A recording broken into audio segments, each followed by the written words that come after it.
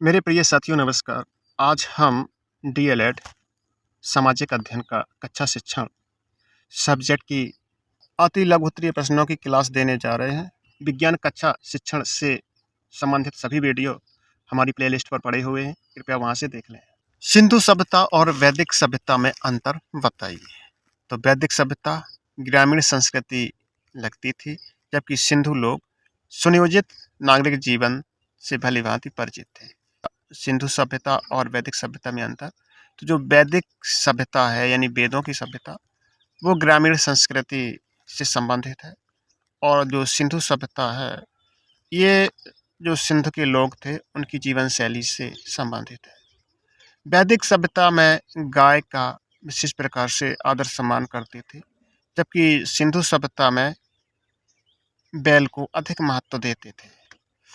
वैदिक सभ्यता यानी आर्यों की सभ्यता थी, तो ये मूर्ति की पूजा नहीं की जाती थी, जबकि सिंधु सभ्यता के लोग मूर्ति पूजक थे। 6ठी शताब्दी ईसा पूर्व में कुल कितने महाजनपद थे? तो ये तो 16 थे। जैन धर्म के प्रवर्तक कौन थे? तो जैन धर्म के जो प्रवर्तक हैं वर्धमान महावीर स्वामी थे।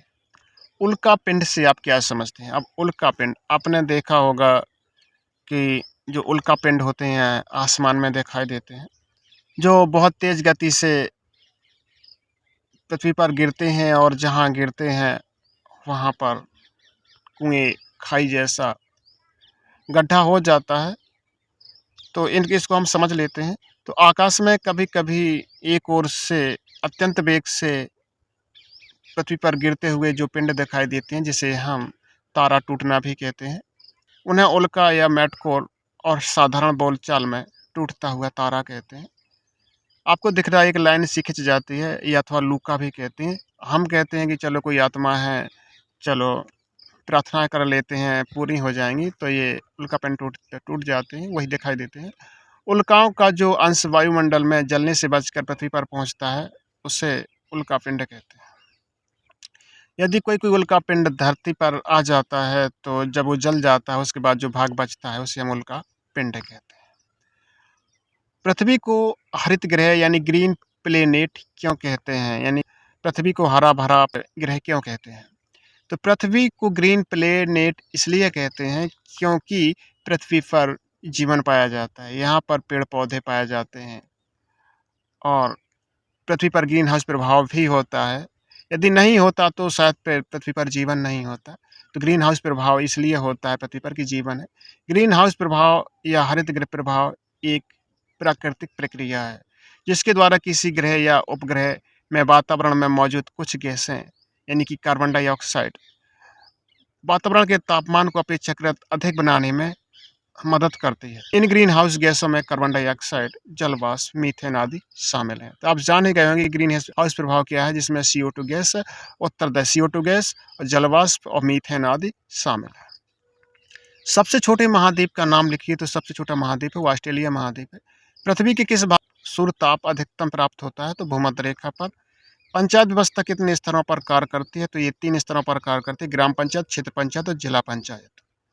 नासा का पूरा नाम क्या है? तो national aeronautics and space administration, यानी राष्ट्रीय वैमानिक और अंतरिक्ष प्रबंधन। स्वशासन से आप क्या समझते हैं? तो स्वशासन क्या है? तो इसको हम समझ लेते हैं। गांव में सार्वजनिक सुविधाओं का प्रबंध करने के लिए ग्रामीण स्वशासन होता है। स्वशासन मतलब खुद का शासन, उसके स्वयं के सदस्यों द्वारा नियंत्रण किया जाता है, तो उसे स्वशासन कहा जाता है। तो स्वशासन का अर्थ है अपना शासन। राष्ट्रीय आय को परिभाषित कीजिए। तो राष्ट्रीय आय का अर्थ है किसी देश में एक वर्ष के मध्य उत्पादित सभी वस्तुओं एवं सेवाओं के बाजार मूल्य के कुल जोड़ से है, जिसे हास्य यानी घटाकर व विदेश लाभ जोड़कर निकाला जाता है। दूसरे शब्दों में राष्ट्रीय आय एक वित्तीय वर्ष में किसी अर्थव्यवस्था का उत्पादन शक्ति को मापता है। मतलब सीधा सीधा है कि राष्ट्रीय आय वह आय है जो एक हमारे देश में एक वर्ष में जितना भी उत्पादन होता है उसके बेचने के मूल्य को जोड़कर, और जो घाटा होता है उससे घटाकर जो लाभ निकाला जाता है, वही राष्ट्रीय आय होती है। नगर निगम के अध्यक्ष को क्या कहते हैं? तो मेयर या महापौर। इतिहास का जन्मदाता या पिता किसे कहा जाता है? तो हेरोडोटस को कहा जाता है। इतिहास क्या है? तो इतिहास सार्वजनिक घटनाओं का एक विवरण मात्र है। इतिहास जानने के साधनों का नामों उल्लेख कीजिए। इतिहास अनैतिहासिक ग्रंथ है। नंबर 2 ऐतिहासिक ग्रंथ है। नंबर 3 पुरातत्व संबंधी सामग्री है। नंबर 4 विदेशी यात्रियों एवं लेखकों का विवरण है। तो ये इतिहास जानने के साधन है, पहले इनको जानना जरूरी होता है। जो ये 4 पॉइंट हैं। ऐतिहासिक ग्रंथ कौन से हैं? तो वैदिक साहित्य, बौद्ध साहित्य और जैन साहित्य। 2 विदेशी यात्रियों के नाम लिखिए। तो फाहियान है और मेगास्थनीज है। ईसा पूर्व का अर्थ क्या है? तो ईसा पूर्व का अर्थ ईसा मसीह के जन्म से पहले का समय। विश्व का सबसे बड़ा महाकाव्य कौन सा है? तो ये महाभारत। हर्षचरित किसकी रचना है? तो ये बाणभट्ट की है। इन्होंने इसकी रचना 620 ईस्वी में की थी। सबसे प्राचीन वेद कौन सा है? तो ऋग्वेद है। प्राचीन सभ्यता को कितने भागों में बांटा गया है? पाषाण काल, ताम्र एवं कांस्य युग और लोह युग।